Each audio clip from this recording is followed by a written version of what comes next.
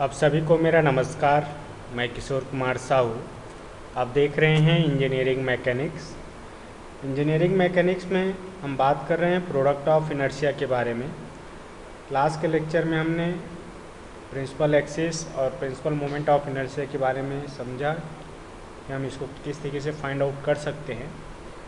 आज के लेक्चर में हम लोग ये डिस्कस करेंगे कि कोई भी प्लेन एरिया हमारे पास है, कोई क्रॉस सेक्शन एरिया है, तो उसका प्रोडक्ट ऑफ इनर्शिया हम कैसे फाइंड आउट करें। ठीक है, तो कुछ एग्जांपल्स हैं जिसको हम सॉल्व करेंगे और समझेंगे कि कैसे हम product of inertia find out कर सकते हैं। प्रोडक्ट ऑफ इनर्शिया जिसको हम IXY से डिनोट करते हैं। प्रोडक्ट ऑफ इनर्शिया किसी भी स्टैंडर्ड एरिया का हमें पता रहता है और स्टैंडर्ड एरिया का product of inertia find out करने के लिए हम इंटीग्रेशन मेथड का यूज़ करते हैं। जैसा हम सेंट्रॉइड फाइंड आउट करने के लिए यूज़ करते थे, जैसा हम moment of inertia find out करने के लिए इंटीग्रेशन मेथड यूज़ करते थे, उसी तरीके से product of inertia find out करने के लिए भी हम इंटीग्रेशन मेथड का यूज़ करते हैं। तो आज के इस लेक्चर में हम रेक्टेंगल प्लेन एरिया और ट्रायंगल, जो कि राइट ट्रायंगल एरिया है, इसका प्रोडक्ट ऑफ इनर्शिया हम फाइंड आउट करेंगे। सबसे पहले हम रेक्टेंगल एरिया कंसिडर करते हैं और इस रेक्टेंगल ABCD जिसका विड्थ और हाइट B और H है, इसका प्रोडक्ट ऑफ इनर्शिया हमें फाइंड आउट करना है X और Y एक्सिस के अबाउट में। देखिए, एक्सिस हमें दिया रहता है कि कहाँ किस एक्सिस के अबाउट में product of inertia find out करना है।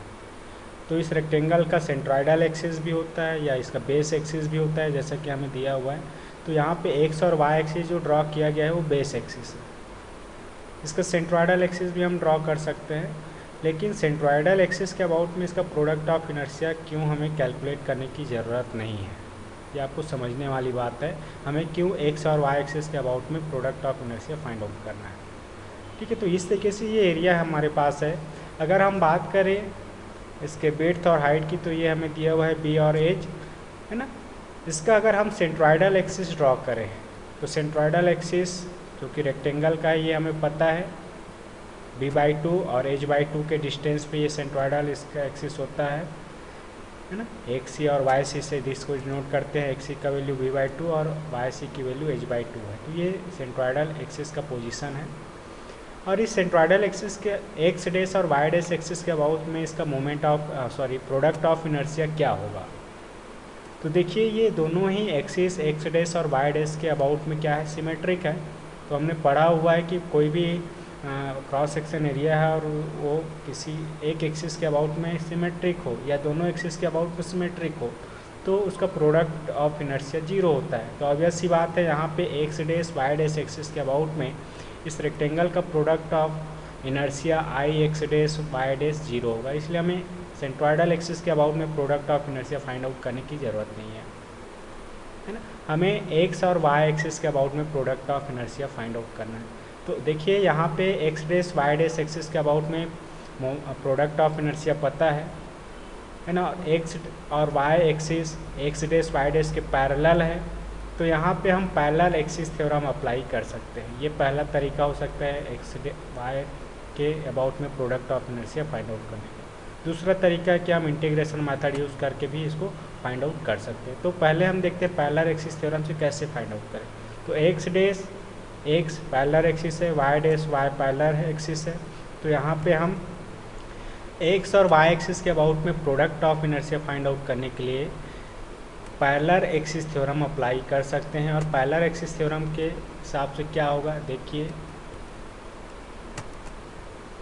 IXY is equal to IXY bar plus DX DY A। IXY क्या है, XY एक्सिस के अबाउट में इस रेक्टेंगल एरिया का प्रोडक्ट ऑफ इनर्शिया है। IXY बार, जिसको हम IX डैश Y डैश से भी रिप्रेजेंट कर सकते हैं, जो कि सेंट्रॉइडल एक्सिस के अबाउट में मोमेंट प्रोडक्ट ऑफ इनर्शिया है।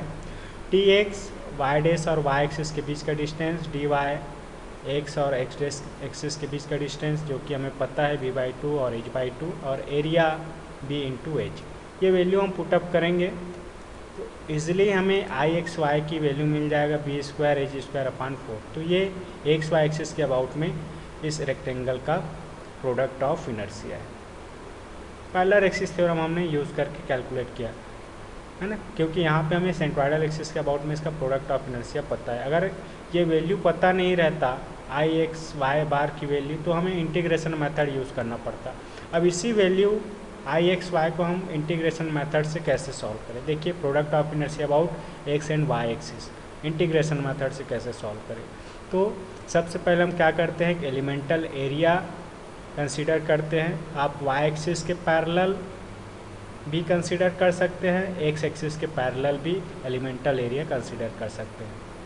ठीक है, हम यहाँ पे एक्स एक्सिस के पैरेलल एक एलिमेंटल एरिया जिसकी चौड़ाई dy है, लंबाई b के बराबर है और ये x से y डिस्टेंस पे है, इस तरीके से हमने एक एलिमेंटल एरिया dA कंसीडर किया हुआ है जिसका cross section area b into dy के बराबर होगा। और इसका सेंट्रॉइड जो है वो देखेंगे x से y डिस्टेंस पे और y से b/2 डिस्टेंस पे ये एरिया का सेंट्रॉइडल या सेंट्रॉइड पॉइंट अवेलेबल होगा। ठीक है, ये छोटा सा एलिमेंटल एरिया है। अब इसलिए एलिमेंटल एरिया का हमें product of inertia find out करना है एक्स वाई एक्सिस के अबाउट में। तो इस छोटे से एलिमेंटल एरिया का मोमेंट ऑफ इनर्शिया क्या होगा, सॉरी प्रोडक्ट ऑफ इनर्शिया क्या होगा, X into Y into D A होगा। एक्स की वैल्यू यहाँ पे b/2 है और वाई यहाँ पे y की टर्म में है ना। अब पूरे एरिया का हमें moment of product of inertia चाहिए, तो हम इसको इंटीग्रेट करेंगे और आई एक्स वाई की वैल्यू हमें मिल जाएगा integration of X Y D A. Clear है यहाँ तक। अब यहाँ पे एक्स और वाई की वैल्यू पुटअप करेंगे डी ए, है ना। देखते हैं आई एक्स वाई क्या हो जाएगा, एक्स की वैल्यू b/2 के बराबर है, वाई के टर्म में ही रहेगा और एरिया डी ए जो है वो b इंटू डी वाई होगा।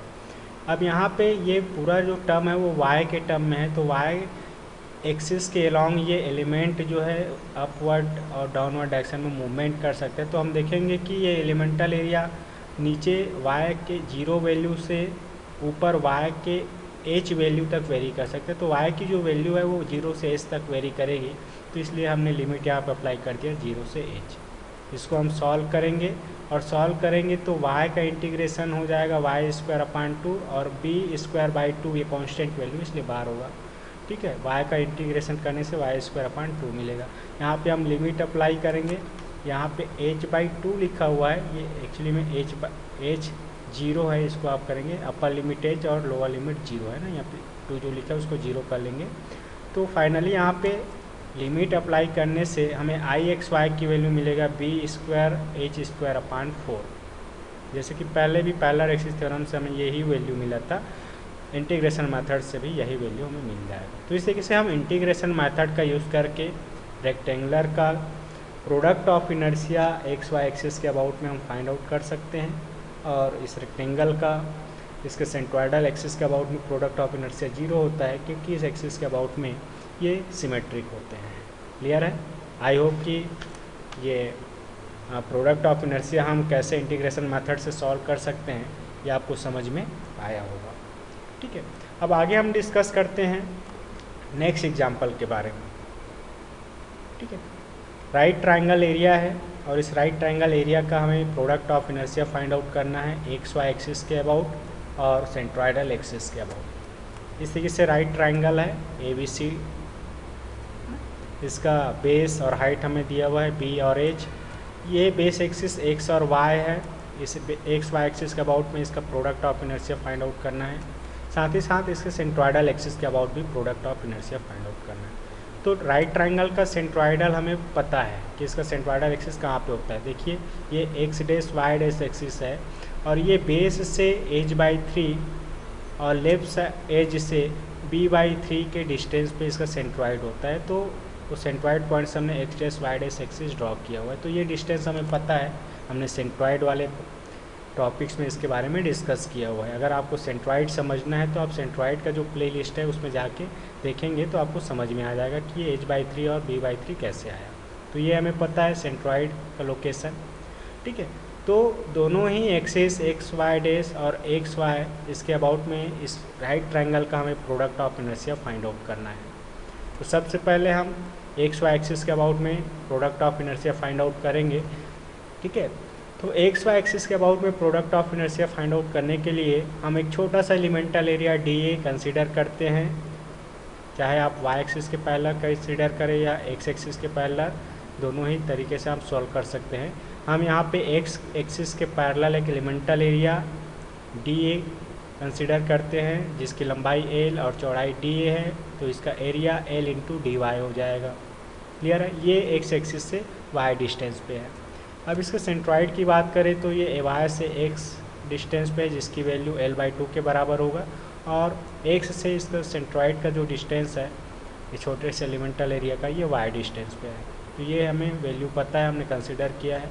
तो सबसे पहले इस छोटे से एलिमेंटल एरिया का एरिया हम देखेंगे तो D A is equal to L into D Y होगा। अब यहाँ पे एल का जो वैल्यू है हमें बी और एच के टर्म में कंसिडर करना है। तो देखिए यहाँ पे ये छोटा सा ट्रायंगल आप देख रहे हैं, ये ट्रायंगल और ये ए बी सी ट्रायंगल दोनों क्या है, सेम ट्रायंगल है ना, ये समरूप ट्रायंगल है। तो यहाँ पे जो साइड्स होंगे वो क्या होंगे, एक दूसरे के प्रोपोर्शनल होंगे। तो देखिए एल और बी का रेशियो, एल ये छोटे से ट्रायंगल का बेस और बड़े ट्रायंगल का बेस का रेशियो, और ये बड़े ये वाला डिस्टेंस आप ले लीजिए h माइनस ये हाइट है ना, h माइनस वाई ये छोटे ट्रायंगल का हाइट और बड़ा ट्रायंगल का हाइट h। तो ये रेशियो कांस्टेंट होगा क्योंकि ये समरूप ट्रायंगल है। ठीक है, तो यहाँ से हमें l का वैल्यू जो है वो h माइनस वाई बी अपान एच इस टर्म में मिलेगा। ठीक है, अब ये छोटे से एलिमेंटल एरिया जो हमने लिया हुआ है उसका जो प्रोडक्ट ऑफ इनर्शिया होगा एक्स वाई एक्सिस के अबाउट में, ये क्या हो जाएगा, X into Y into D A होगा। ये छोटे से एलिमेंटल एरिया का प्रोडक्ट ऑफ इनर्शिया है। हमें पूरे एरिया का प्रोडक्ट ऑफ इनर्शिया चाहिए तो उस टर्म को हम इंटीग्रेट करेंगे, x y into D A को इंटीग्रेट करेंगे। तो ये हमें पूरे एरिया का product of inertia I x y मिल जाएगा, जो कि आई एक्स वाई एक्सिस के अबाउट में प्रोडक्ट ऑफ इनर्शिया है।